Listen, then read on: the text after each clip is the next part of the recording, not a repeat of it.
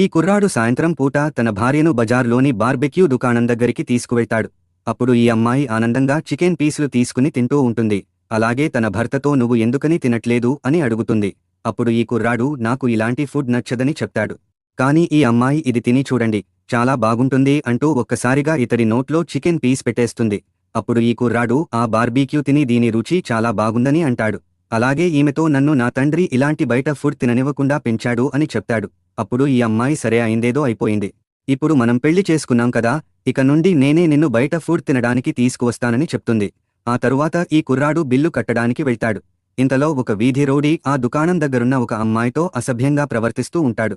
అప్పుడు ఈ అమ్మాయికి కోపం వచ్చి ఆమెను ఒక్కదానినే చేసి అలా అసభ్యంగా తాకడానికి సిగ్గులేదా అని తిడుతూ ఆ ఆకు రోడీను ఒక్క తన్ను తన్నుతుంది. అయితే ఆ ఆకు రోడీ అనుచరులు కూడా అక్కడే ఉండటంతో ఈమె తన భర్తతో నీకు ఫైటింగ్ చేయడం వచ్చా అని అడుగుతుంది. అప్పుడు ఈ కుర్రాడు నాకు